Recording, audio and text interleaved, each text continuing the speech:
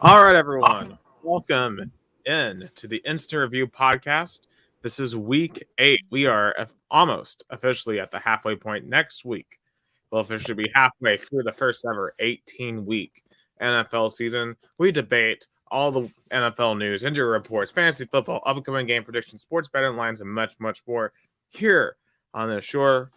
We are recording here right before the beginning of the Kansas City Chiefs and New York Giants Monday Night Football game. What a football game that is going to be. Two teams desperate for a win tonight on Monday Night Football. But let's introduce everyone that's on the show. Because I'm Nicholas Hill. You can see all of our Instagram usernames at Nick Over the Hill. I'm going to go around the circle here. Connor, introduce yourself. How are you doing, Connor Kennedy? Gonna be a good show. All right, Leon. Leon, I can hear you. You hear me now? Yep, I can hear you. How's everybody doing? Leon Tarion here. Go Giants tonight. Hopefully they beat the Chiefs. Yeah, hopefully they do. Oscar. Hey everybody, Oscar Orengo. Let's have a good podcast. Let's have a good show. Absolutely. So we got a lot of great content for you guys tonight.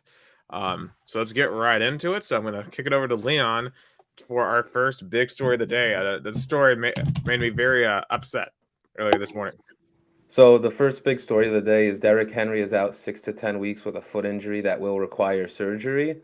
Now the Titans do have a 3-game lead in the AFC South, but what is everybody's thoughts on how the Titans will move forward without their star running back and possibly someone who could even break the single season rushing record? Yeah, I mean, this was a pretty shocking injury because he finished the game yesterday. He kind of got shaken up late in the first quarter, but he came back, finished the game, and then it comes out at the end of the game that he has his foot injury. It's in the middle of his foot, and he's gonna have to get surgery for it. And as someone who's a Titans fan, I mean, this is just where do we go from here? I mean, at least the good thing is the Titans won yesterday. They have a 3-game lead over the Colts. They've swept the Colts. So the Colts have to win 4 more games than the Titans to win the AFC South. But the Titans have made Derrick Henry the centerpiece of their offensive identity. And it's going to be really hard, I think, for this offense to move forward. Now, they still have Ryan Tannehill, who's a really good quarterback. You have A.J. Brown, Julio Jones at receiver. They've signed Adrian Peterson today. We'll see what he still has left.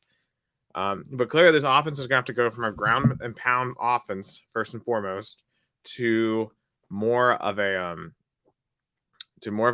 aired out type of offense. And I don't know if they're built for that. I think, with the trade deadline going on right now, I would look at maybe trying to secure a better tight end because we're kind of lacking in that area, especially without Johnny Smith, who went to the Patriots in the offseason. Maybe find a third wide receiver option to complement Brown and Jones, who have only played together 3 times this year because one or the other have been injured throughout the season. So it's I'll tell you this much. The Titans are not a Super Bowl contender without Derrick Henry, but they can still win this AFC South. Considering they still got to play Houston twice. They've got to play Jacksonville. So you take care of business in those 3 games. That gets you to 9 wins. Then you look at the rest of their schedule. They still got games against the 49ers, the Saints, the Patriots. I think those are winnable games. Of course, this week they are on Sunday Night Football at the Rams. They're going to be clear underdogs in that game without Derrick Henry. But it's going to be interesting to see how they can move forward. Whoever wants to, further comment on this situation, Actually, Oscar. I don't know. I think it's true. It's a big loss. We're not gonna have the running back king, the rush king.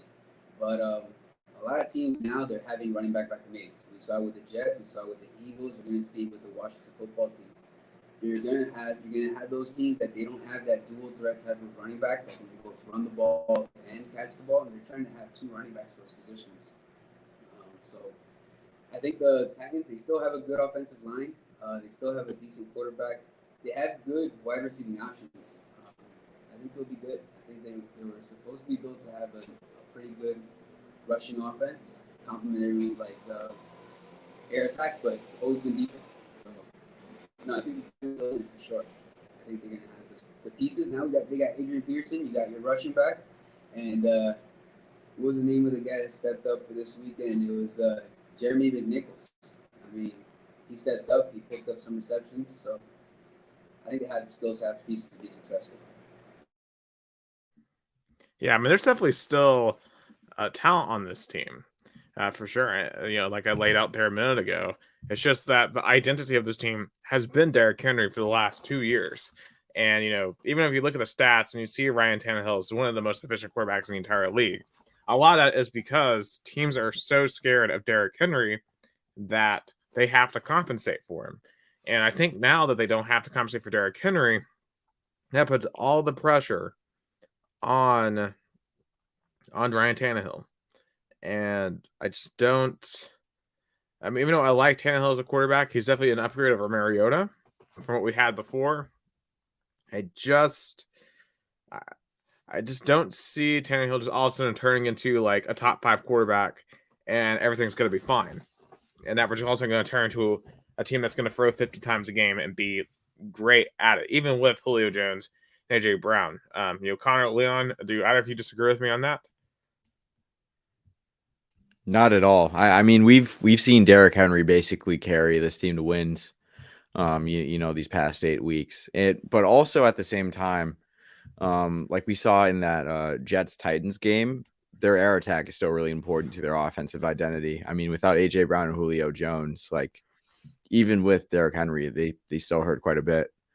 Obviously they're really gonna need to, tailor their offensive identity to, a season without Henry. But I think they'll be fine. Like you were saying earlier, Nick, like they play the Texans twice, they play the Jaguars, and they're also playing the Dolphins. So I think they'll easily still be in the playoffs. And I think Derrick Henry will come back and carry this team to perhaps some postseason success. Who knows? But I think also Adrian Peterson, well, he's pretty old. I'm not gonna lie. I think there might be still some juice left in him. He was the bell cow back in Detroit last year, and although that Detroit team was pretty bad, I think he's still got something left in him. Obviously, if they were giving him that much reps. So yeah, it's going to be really tough without Derrick Henry, but I think this Titans team is going to be fine. Yeah, I mean, just joining off the points that you guys made, I definitely do expect them to throw the ball a lot more this year without Henry. But if they could get him back in the playoffs, I'm not sure if they will have as high a seed as they would with him. But without him, even if they are lower seeded in the AFC, they could still create some upsets in the playoffs. And with having him back, it could just be helpful towards them. Now, another storyline that we do see with injuries, of course, is the Green Bay Packers offense. No David Bakhtiari, no Devontae Adams, no Alan Lazard, no Marquez Valdez-Scantling. Your 3 wide receivers are out. Your left tackle and Jair Alexander isn't playing. But Aaron Rodgers leads the Green Bay Packers to victory over the Arizona Cardinals, who were undefeated going into the game but have now lost. So how far do you guys think this Packer team can go? Can they make it back to the NFC Championship? Can they even make the Super Bowl this year, even win it? Thoughts? Well, I've been comparing them all year to the 98 Bulls. Not in that they have the same type of talent relative to the 98 Bulls and, to the NFL. Aaron Rodgers is definitely not Michael Jordan in terms of championships because Aaron Rodgers only has the 1 championship compared to what, Michael Jordan was doing in the NBA with 6. Also, shout out to my friend Gustavo Tomazelli for watching us here on the Instant Review podcast. But this team they just had an aura around them. And I know they got blown up by the Saints week 1, but ever since, they just keep on finding ways to win games. And then what really impressed me about the Packers this week is their defense. Being able to make Kyler Murray uncomfortable. Being able to hurry up that offense. And it really hits home the point why I've been bullish on the Arizona Cardinals. It's because when you look at Cliff Kingsbury's record, when you look at his history, his teams don't do as well in the second half of seasons. And, we're about to enter that second half of the season, and that team did not look like the undefeated Cardinals that we've come to expect. And you just have to wonder, are we going to see the old Cardinals like we were seeing over the past couple of weeks? Or are we going to see these new Cardinals that just aren't as good? But how much of that has to do with the Green Bay Packers, who are just finding ways to win? And I'm starting to get the feeling that they might be a team of destiny. And sometimes teams of destiny can, defy logic and reason to win deep in January in the playoffs. Who wants to take the mantle? Because I'm really starting to believe in the Green Bay Packers. Not because I believe they're the best team, but because I believe that Aaron Rodgers is on a mission. No, I don't think that the Packers are the best team in the NFL either. And honestly, I'm not as sold on them yet. I don't think they'll be in the Super Bowl this year. But certainly I'd change my mind a bit about the Packers after seeing this performance. The defense really stepped up. Before this game, they weren't that great in the red zone. But on Thursday Night Football, they really performed well against Kyler Murray and this high-octane Cardinals offense.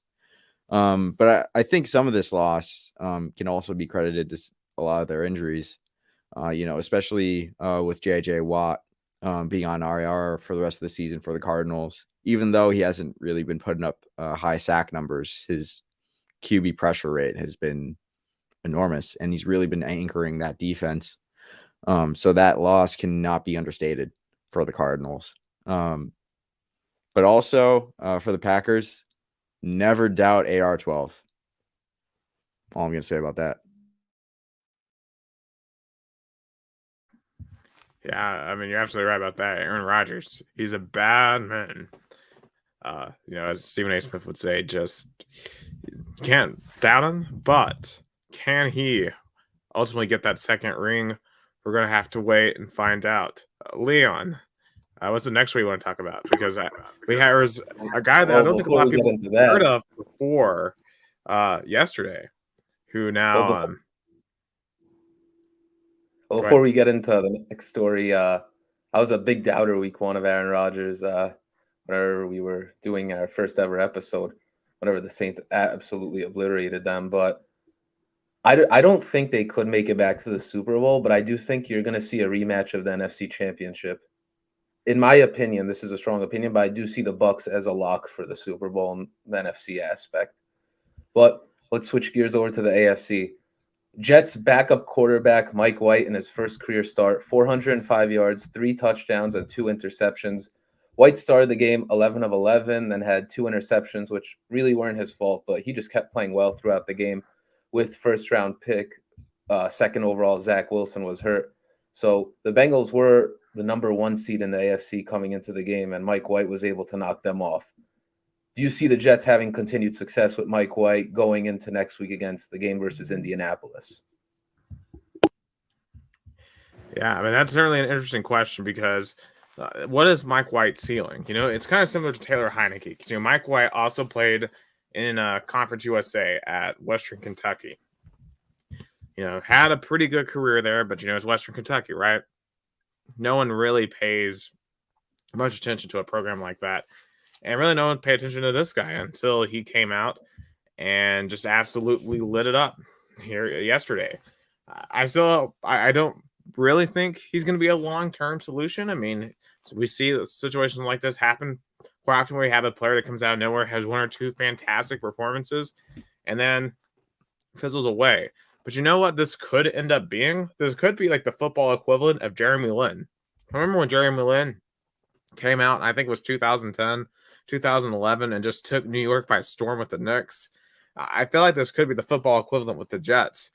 Something that won't have long-term success, but could have a short-term, because clearly the Jets needed some juice, and they came out with it. I mean, this was a Cincinnati team that had just blown out Baltimore.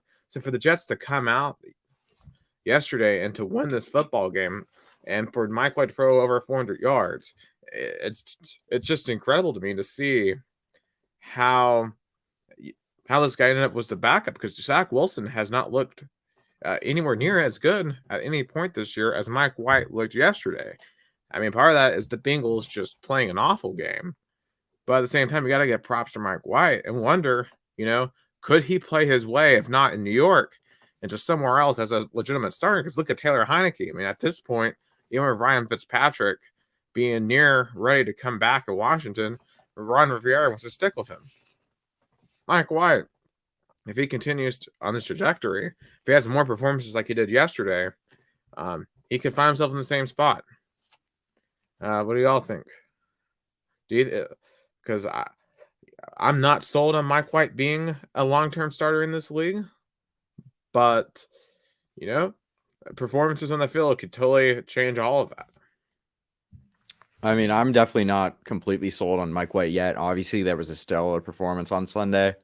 But personally, I could see him being kind of like a good journeyman quarterback, kind of similar to Ryan Fitzpatrick. And his performance yesterday kind of reminded me of Fitzpatrick, in the sense that Fitzpatrick, like some games, he'll throw for like 400 yards and like 3 or 4 touchdowns, and then there'll be another week where he'll throw for like 3 picks. I know this as a Bills fan, and we had him as our starter for a couple years. So I know that whole roller coaster feeling. But it's definitely a really difficult position for the Jets. Not only did they trade a pick to bring back Joe Flacco as a stand-in while Zach Wilson is out, but also Zach Wilson, like Nick said, has not performed anywhere near the level that Mike White played at yesterday. I don't know if it'll be a quarterback controversy, especially with the tough spot that the Jets would be in, and trying to develop Zach Wilson with more game reps, especially considering they're the Jets and they aren't contending for a playoff spot. But it'll be an interesting couple weeks. I personally think that he'll play pretty well in Indy this next week, but I'll talk about that more in my sports betting segment. Yeah, definitely looking forward to that and seeing some of your takes for week 9 next week. Oscar, do you have any thoughts on the Mike White performance? Yeah, I don't think they could have gotten much worse. Zach Wilson wasn't being very effective in that offense, and we get to see Mike White giving them a little bit of a spark. It also depends how you define success, I guess, for the Jets for the season. They have some really tough teams coming up. They got the Colts, they got the Bills. The Eagles and the Saints might be pretty tough for them. So it was always a rebuilding year, so I think expectations were low to begin with. But he's definitely a guy to keep going in there. He's at least confident enough to keep throwing the ball. He gets to develop that wide receiver core. Those guys are supposed to be the future, at least of the team, until they find a quarterback that can actually manage the whole squad. But yeah, I think he'll be fine in that role, and I think we might be able to see something like maybe Jameis Winston, like when he was with the Bucs, where he's has an explosive offense. He's willing to air it out. He's going to make mistakes. He's young enough, and hopefully just have fun. Those games are going to be brutal. But it's a really interesting comparison, potentially, Mike White to Jameis Winston, who unfortunately we all hope he gets better after his injury yesterday, but we'll definitely talk about that here in a little bit. Also, just want to point out that the Chiefs and Giants have started here. 2 minutes into the game, 0-0. The Chiefs are at midfield. You want to make picks? So picks? You want to do picks right now? We're coming right to that. All right. Yeah. Well, let's actually go right into that Giants-Chiefs game while we're My on. Giants are going to pull off the upset 27-24. Tell me. That's what I think. They'll pick off Patrick As funny Mahomes. as that would be. Yeah, as funny as that would be, I have a hard time believing that the Chiefs are going to drop a second straight game in a row and fall to 3-5. Like, yeah, their defense has been awful, but the Giants have a lot of injuries on offense right now. They're still reeling from all that. Obviously, Patrick Mahomes, even after getting injured last week, he's back this week. And so far, especially on this drive, they're moving the ball pretty well. So I think the Chiefs will get it done tonight. They'll get back to 500 at 4-4, and we'll see what they can do from there. And obviously, as things continue to change around the league, they could play themselves back into a wild card spot or even back into the AFC West. Because with the Chargers, they don't look as good as they have been or as they did. The Raiders, Do we really believe in them in the long term? The AFC West could be all wide open again for the Chiefs to come back and steal it. But speaking of, if the Chiefs are going to lose the Giants, it'll be today. I think I'm with Leon on that. Right? I predict that they bench Daniel Jones for Mike Lennon and he throws 4 touchdowns. No, I'm just kidding. Chiefs are probably going to go. Let's do it. Strategy. Yeah. But Chiefs are probably going to win this game, and if they don't, they're dead in the water. I'm sorry. That 7th playoff spot might bail them out. Yeah, honestly, when you look around the AFC, you might only need 9 or 10 wins to get that 7th spot this year. I think the bubble is going to be a lot less intense this year like it was last year. So remember, last year, you had to win 11 games to get that 7th spot. This year, I don't think it's going to be that intense, especially with all the injuries and stuff going on. Yeah, absolutely. Now, the final big question of our segment. The LA Rams just got their 7th win against the Houston Texans. Matthew Stafford has proven to be a great acquisition for this team. Cooper Kupp is getting better, Robert Woods getting better, Van Jefferson, Tyler Higbee, and Darrell Henderson's on pace for 1,000 yards. So, is this the best team in the NFL right now at 7-1? I think so. While I'm not sure on a big NFC playoff prediction, as of right now, almost halfway through the season, the LA Rams are the best team in the NFL, and they even knocked off the Super Bowl champs earlier this season. Yeah, I don't know about best team because they did lose to the Cardinals, who have the same exact record as them. I mean, I still think the Rams are a better constructed team, and they just got better today with Von Miller. Speaking of the Rams and their trades, I mean, you realize they practically have no draft picks now for the next 3 years. It's pretty unbelievable. You got to win a Super Bowl of all the trades that they are doing.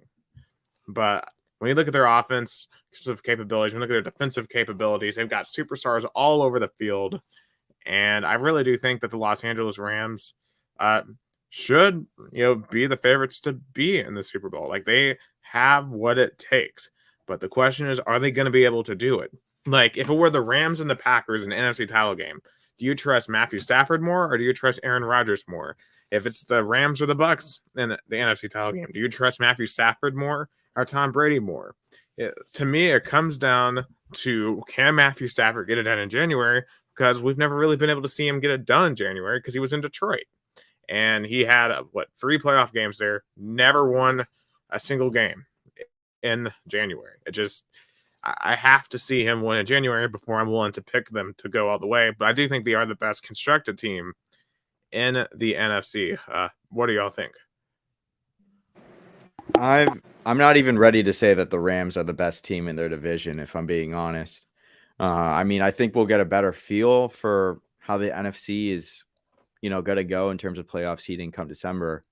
But I will say the Rams are playing pretty well. And I think their pickup of Von Miller today is definitely going to help that defense out way more. Even though Von Miller isn't the guy that he was back in 2015, I think he'll still be a productive member of this defense. Pairing him up with Aaron Donald on that D-line, it's going to be brutal for opposing teams. I think that the Buccaneers are going to be the team that represents the NFC in the Super Bowl. We'll see how Matthew Stafford does in the playoffs. I could definitely see that Bucs front 4 being his kryptonite, and he could turn back into a pumpkin. But he has been playing really well so far this season. His connection with Cooper Kupp cannot be understated. Robert Woods has been playing pretty well also. So I think they're a pretty well-balanced team, but, we'll see how things go in January. And I'd also like to see them beat the Cardinals first in order to crown them. He also has a defense this time around, and he's getting a lot of time in the pocket to throw. He's got a good running back because Derrick Henry and Jonathan Taylor have been really the big names of running backs in the league. And then Darrell Henderson, nobody has really been talking about him, but they've been productive in the rushing game, and that offense is really producing. So even with the draft picks, the LA Rams, I'm not going to say Super Bowl favorite because we still need to see how Stafford performs in the playoffs. But right now they're the best, in my opinion. What's even impressive about Darrell Henderson is that Cam Akers was supposed to be RB1 heading into the season. Oscar? I think they are the best team in the league. I mean, if if they're not, it's a tie. I don't think the Cardinals are necessarily that much better than they are. They got all the pieces. They have the wide receivers doing the job. They got the running backs in the ground game. They got the defense doing the job. So I think they have all the things that they need. And all those matches you said, Nick, they're all coming up. They got Aaron Rodgers and the Packers. They're going to have them November 28th. They got the Cardinals December 13th. So we're going to be able to see that. And maybe it's not just Stafford versus Rodgers. Maybe it's not just Stafford versus Kyler Murray. They got Sean McVay. Sean McVay is still considered the mastermind. He finally has a prototypical passing quarterback that he can at least depend on somebody who has a floor versus Jared Goff for so long. So I think they have the ability to be successful because he has that standard, and now he just has to be creative around that main piece of the offense, which he didn't have before. So I think they're going to have a lot of success this season, and hopefully a lot of good luck and make it to the Super Bowl. Let's see. Yeah, so actually, I was just watching the Chiefs. So they made it all the way down to the goal line, but Patrick Mahomes rode out to the right, and surprise, surprise, threw another interception. So the Giants will take over. The game is still 0-0 midway through the first quarter. And basically, it was a little bit of a high throw, but it could have been caught by, I think it was Goodwin, number 19 for the Chiefs. But he kind of bounced off of him, bounced up in the air, and it got picked off by the Giants. Couldn't see who it was picked off by. Who picked it? Oh, you didn't see it? Yeah, well, I saw the play, but I didn't catch which player picked it off. But was it? You think you could make out safety, corner, linebacker? I mean, it was like a 3-yard pass, so there was a ton of players in the area. Okay. Yeah, it's pretty insane play, and it could be a massive play in the outcome of that game because it's a red zone opportunity that the Chiefs did not convert on. So hey, those turnover woes continue. Okay, let's see. Yeah, I blame Mahomes' wife and Jackson Mahomes' terrible TikToks this past weekend, making Mahomes a broken man and throwing off his game. Yeah, it was Julian Love who pulled off the interception. Leon. So Julian Love gets the interception, and just an unbelievable turn of events for. There's some good pieces on the Giants defense. There's Leonard Williams, James Bradbury, Azeez Ojulari, the rookie, coming off the edge. He's right outside linebacker because he comes off the left tackles and everything. But he's been putting a lot of pressure on the QBs. I think he had 2 sacks against Sam Darnold last week. If it wasn't 2 sacks, he definitely got a lot of quarterback pressure. So it's a young defense, but it's growing. And Blake Martinez is a great leader on that defense. Really underrated linebacker. Definitely very serviceable when it comes to making tackles. So let's win this game. Yeah, I watched a lot of Azeez Ojulari at Georgia because that's where he played college ball at. And he was a force to be reckoned with down there. Honestly, it was kind of a guy I was looking for the Titans potentially in our draft. But clearly we needed to go corner, and Azeez Ojulari definitely fell into the laps of the Giants, who are making good use of him. So it's good to see him do well. All right, but that will conclude the NFL news segment. So thank you, Leon, for those topics, and we'll definitely continue to talk with you throughout the show. But unfortunately, with all of the action, and I know this firsthand today as a Titans fan, comes numerous injuries, and obviously some with just enormous consequences. With an injury report, here is Oscar Arango. How you doing, Nick? Thank you very much. We went over a couple of injuries already, so I'm just going to mull over the ones that we haven't talked about already. The Steelers, this is a big consequential for the game and the whole offensive plan. When Chris Boswell, the kicker, went down with a concussion, they had a little bit of impact during play, and he was out from the game. And they had to make a couple of 2-point conversions to try to capture some touchdowns. They were able to make, I think, one of them out of the 2. So that's actually kind of interesting. I hope the team tries to figure out because the punter couldn't do any of the field goals. Apparently, the punter has never done any field goals since Pee Wee football. The Panthers, obviously, we talked about Sam Darnold with the concussion. P.J. Walker covered for him. We'll be filling in for him next week unless they make any big changes at quarterback. And the Saints, Jameis Winston went down. We have a little bit of a quarterback controversy with him missing time with the season-ending knee injury. Taysom Hill or Trevor Siemian. Taysom Hill was in competition with Jameis Winston at the beginning of the season, where Jameis Winston actually won out the QB competition, making Taysom Hill kind of more special teams, kind of gadget player for the season. And we'll see if he takes the reins of it. With the Titans, obviously Derrick Henry goes down with a foot injury. Seems going to take a couple of weeks. Jeremy McNichols filled in for him in terms of running back. He had a couple good receptions. It's kind of a little murky who's going to take over the running back duties for next week. The Titans actually signed Adrian Peterson, and we'll see where he fits in with the offense. The Jaguars, James Robinson complained after the game that he had a bruised heel. It might be possible that he misses some time. We'll have to see what the reports look like throughout the week. But that's the injury report for the week. Thanks, Nick. Jones just threw another. Jones got picked off. So the Giants get the pick, and he throws it back, and now the Chiefs are inside the 5. Was it 2nd and goal right now? So, it's tough. It's tough. I think we need to get Mike White.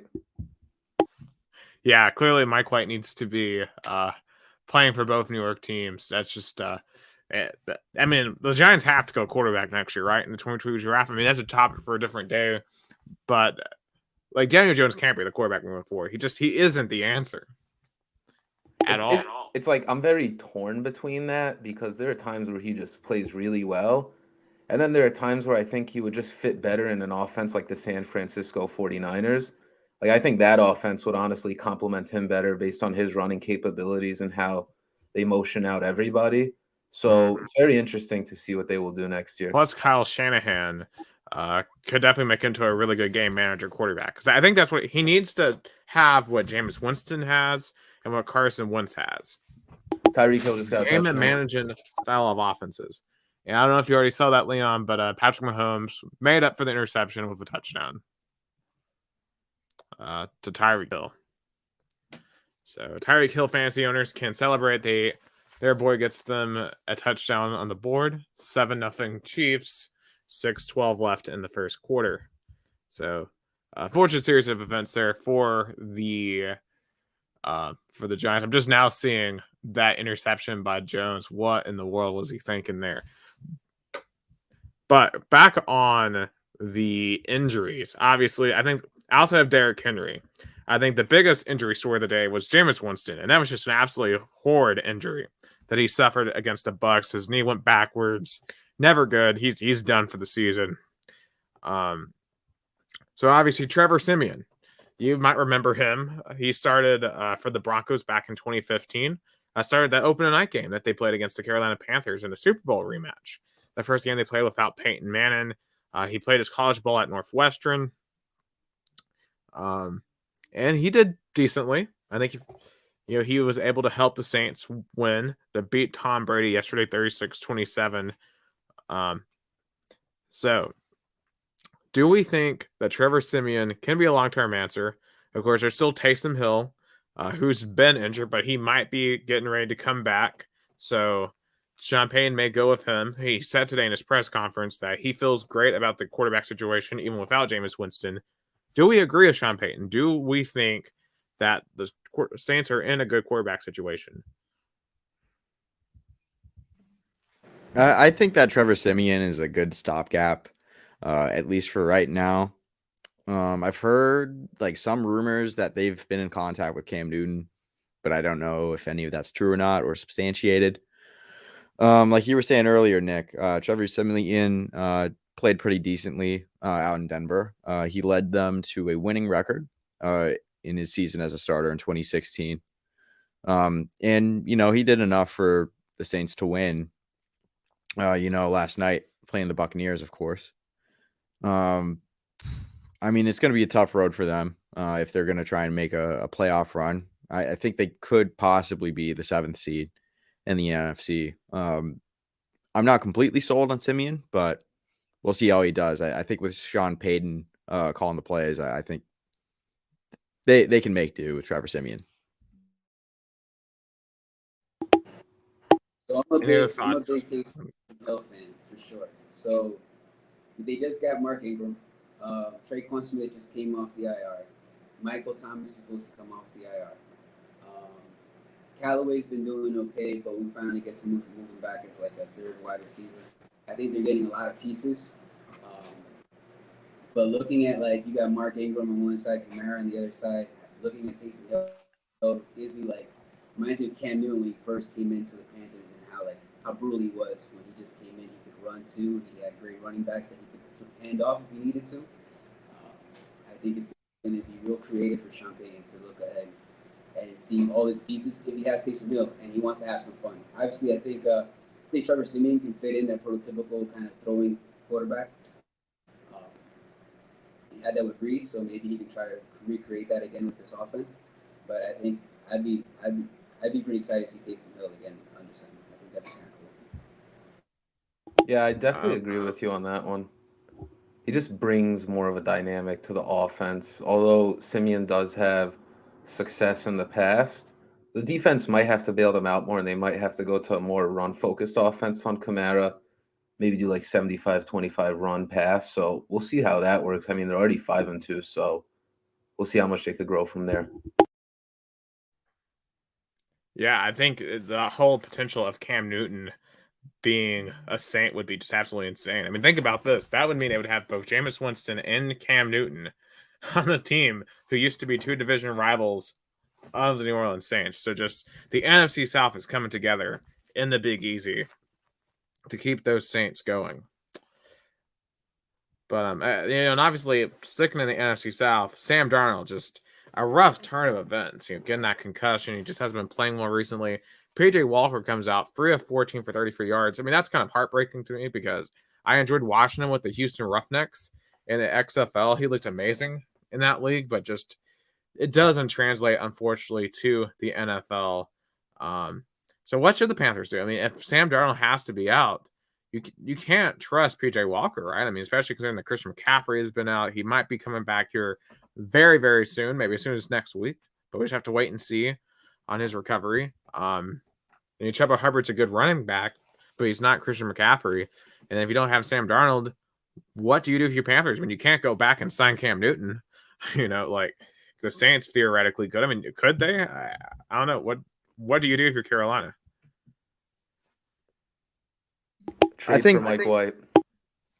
Yeah, I think so.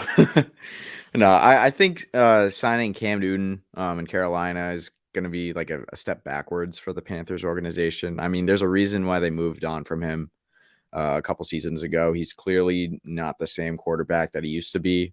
But at the same time, Sam Darnold most definitely is not the answer.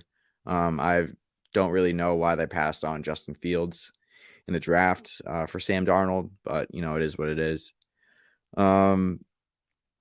I mean, honestly, I don't know what they'll do this season. I think right now, the best that they can do is just try and do the best that they can with Darnold. If he keeps playing terribly, see if PJ Walker has anything in him that could translate to the NFL.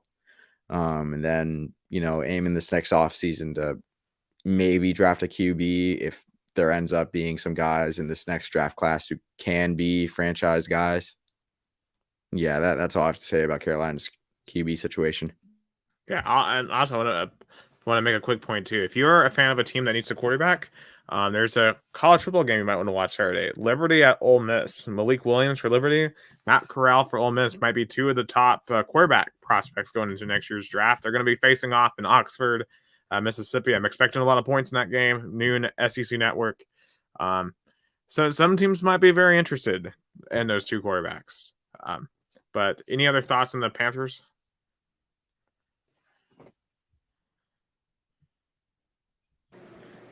I kind of think the experiment is a little bit over with Sam Darnold. They gave him half of the season, at least he's hurt. They probably can't get rid of him yet, but you got to move on. PJ Walker also, it didn't seem like he did all that well filling in. It could just been like first day jitters coming in there, but there's a lot of there's backup quarterbacks you can think about. Like if you got Garoppolo, why not go after Trey Lance, build something outside of that?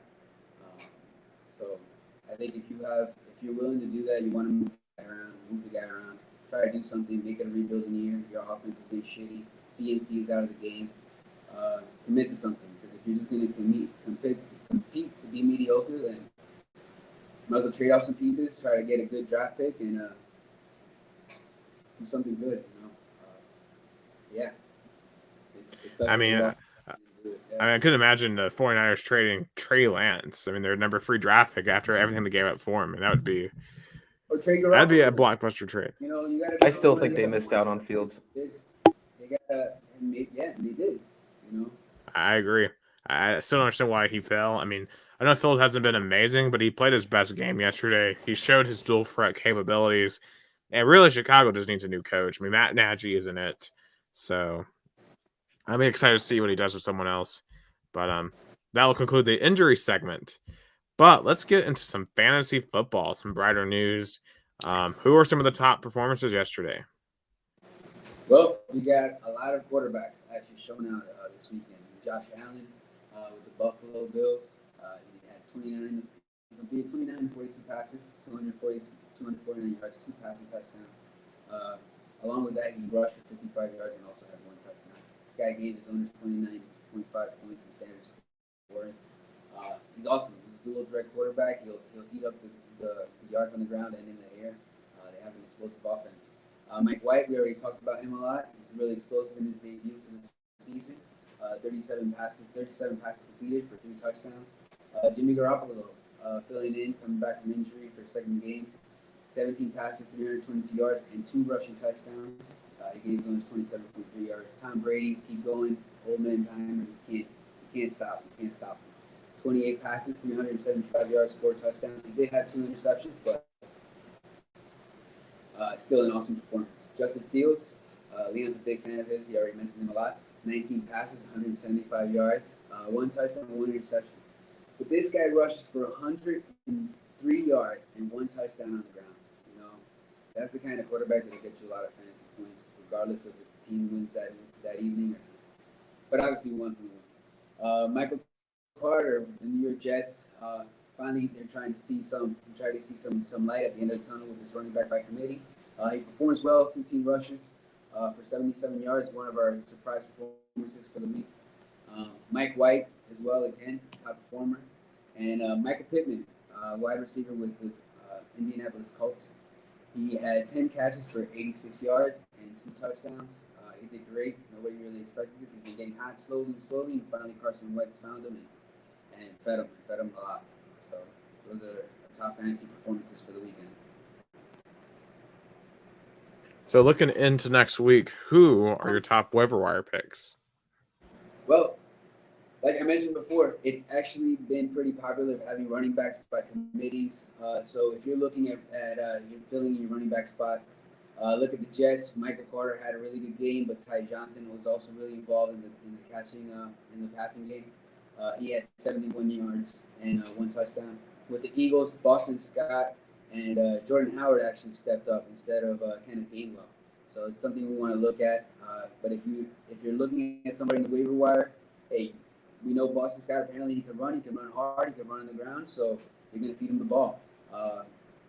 And Jordan Howard as well, he's going to run on the ground as well. He's going to catch the ball, so that offense is going to have, if it stays explosive, they're going to see a lot of production. With Washington, J.D. McKissick, he's going to be more involved. And obviously with the Titans, lost to Derrick Henry, Jeremy McNichols, 3 catches, 33 yards. As long as Adrian Peterson is still catching up to the offense, he might be pretty involved, so he might be a good pick to invest in for the upcoming week. What do you got, Nick? Who's your pick? Yeah, so the staff pick for this week, I'm also going to go with Titans player in consideration of Derrick Henry's injury. Might not look at a wide receiver free for the Titans. Nick Westbrook-Ikhine. He's had some decent games, especially when Julio and A.J. Brown have been out. And I think considering that Ryan Tannehill is going to have to air it out way more, he's going to need to spread out that ball more. And I think Westbrook-Ikhine, as a wide receiver 3 or 4, could have more targets. Not saying it's going to be going gangbusters or anything like that. But if you're really desperate for a wide receiver, you might want to consider him because the Titans are going to have to change their entire game plan. But thank you, Oscar, for that injury report and the fantasy report. And now I'm going to throw it over to Connor to talk some sports betting lines. All right, I got 4 Week 9 picks, and I'm going to start it off with the Green Bay Packers versus the Kansas City Chiefs. Now, the Chiefs are favored by 2.5 points, and the over-under for this game is 55. Now, I have no clue why the Chiefs are favored in this matchup. Their defense has been atrocious, as we all know, and there's been a turnover problem in Kansas City, like Patrick Mahomes has already shown in this game, alongside most defenses being able to cover Kelsey and Hill pretty well now. Meanwhile, the Packers just beat the previously undefeated Cardinals in a game where their cornerback won and top 3 receivers were out, alongside a beat-up O-line, and their tight end won, leaving the game early. I'm picking the Packers to win this game. Never doubt AR-12, like I said earlier. Now this next game I'm going to talk about, a bit different matchup. It's going to be the Houston Texans versus the Miami Dolphins. The Dolphins are favored by 7 points, and the over-under is 46. This matchup is a tank bowl with 2 1-7 teams. Davis Mills has been pretty inconsistent so far. Some weeks he looks like the best QB in his draft class, and other times he looks like the worst QB in the entire league. And the Texans running back one in Melvin Ingram was also traded away to the Saints. So that's going to hurt their run game quite a bit. Now the Miami Dolphins, on the other hand, are Patriots fumble away from being with having no wins whatsoever. And they also broke the Jaguars' 20-game losing streak, which is pretty bad. And the Texans QB1, Tyrod Taylor, who played well until his injury in week 2, started practicing again last week and could possibly return to the field this upcoming Sunday. Now, with that in mind, I'm going to pick the Texans to win this game. And now this next matchup, it's going to be the New York Jets versus the Indianapolis Colts. The Colts are favored by 10.5 points, and the over-under is 46.5. Now, like we talked about earlier, the Jets are coming off a week where they beat the previously one-seeded Bengals, with QB Mike White's performance being one of the best this franchise has seen in years. Meanwhile, in Indy, Carson Wentz has proven to be inconsistent, and he displayed that in an overtime loss playing the Tennessee Titans after a brutal interception. Now, who knows if Mike White continues his hot streak into this next game, but that performance is enough for me to hop onto the Jets hype train and pick them to win. And this last matchup that I'm going to talk about, it's going to be an NFC West divisional matchup between the Arizona Cardinals and the San Francisco 49ers. The Cardinals are favored by 2.5 points, and the over-under is 53.5. Now, the Cardinals just came off their first loss of the season playing the Green Bay Packers, and some of their key players, including J.J. Watt, are on IR now, while the 49ers beat the Chicago Bears this past Sunday in a bounce-back victory. Now, despite Kyler's terrible performance last Thursday, I still trust him a lot more than Jimmy G, and I expect the Cards to bounce back and win this divisional matchup. And those are my 4 Week 9 matchups. You know, one game that really interests me that you didn't bring up, the Falcons at the Saints. The Saints are 6-point favorites, despite us not really knowing who their quarterback's going to be. Personally, looking at that, I would be tempted to take the Falcons +6, despite the Falcons not being a better team overall than the Saints because of the quarterback situation. What would you say to that? Someone like me who's looking at that matchup thinking, I would likely like to take the Falcons +6, considering they now have a winning record. I mean, they're playing a lot better football right now. Yeah, I was looking at that matchup earlier, and it's definitely intriguing to me. But personally, with this strong performance against the Bucs this past week, and Trevor Siemian, did just enough to secure the win. And also this very underrated Saints defense. I'd still pick the Saints to win personally. While the Falcons offense is it's pretty good. I think Matt Ryan still has something left in the tank. I still think that Falcons defense is absolutely terrible. And if Trevor Siemian could play well playing the Buccaneers defense, and I think he'll do pretty well, playing this Falcons defense as well. I think what we were talking about earlier, we were talking about the Panthers and that Falcons matchup that we had this week. I thought that was a big surprise. I thought the Falcons were going to come out with the win in that game, considering that they have all this momentum. Kyle Pitts just put up a 119-yard game in London, I think, against the Jets, and then puts up 163 the following week. And you have who's arguably going to be the next best tight end after Travis Kelce. Just surprising how Carolina won. So really, what are they going to do with Darnold? And what about all these game managers you were talking about? Carson Wentz has 14 touchdowns and 3 interceptions on the season, but he can't win when it comes to crunch time. And Jimmy G, what's going to happen with him? Because he's taken his team to the Super Bowl in the past, but he's very injury prone. So how could you get consistency out of somebody that might not be in those games? So there are just so many questions as we go into the second half of the season. I mean, I definitely agree. In this particular case, talking about the Falcons, like I said earlier, this defense is absolutely terrible. And it can make guys like Taylor Heineke look like Aaron Rodgers. There's somehow been a lot of QBs that have really had their coming out party playing the Falcons, which I've found quite interesting. What game managers do well is beat up on bad defenses. So I think the Saints are pretty much a lock for this Falcons matchup. Yeah, it'll certainly be interesting to see where we go from here. But it is now time for everyone's favorite segment. It is time for our players of the week. Leon, who do you go with? I figure it's going to be a guy that you've talked about a ton, that you can't stop talking about for our podcast. Wait, hold on. Before I say, John Ross just caught like a 60-yard pass while Daniel Jones was deep backed up in his end zone. Now, it was a beautiful throw for Danny Dimes. On the yard line right now. But I'm gonna have to go with Mike White. Mike White for MVP, obviously. Mike White over Zach Wilson. But 405 yards, 3 touchdowns, 2 interceptions. Sam Darnold was the last player to throw for over 400 yards in the Jets organization in 2019. So let's hope he does put up some numbers against the Colts and we do get more competition in the AFC. So I'm certainly looking forward to his performance in the upcoming weeks.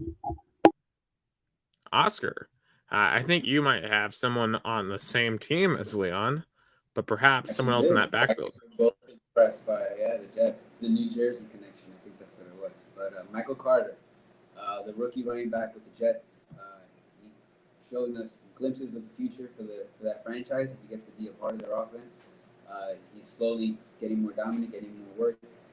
Pushed out Tevin Coleman, pushed out Ty Johnson, put out like 150 yards of total output, total scrimmage yards. So that's my player of the week, Michael Carter. All right, Connor, who's your player of the week? So to continue to talk about backup QBs, there's another backup that won a game for their team this past Sunday, and I'm talking about Dallas Cowboys backup Cooper Rush. He went 24 for 40 on his pass attempts with a 60% completion percentage, throwing for 325 yards and 2 touchdowns. Not as great as MVP candidate Mike White, but he played pretty well for the Cowboys in Dak Prescott's absence.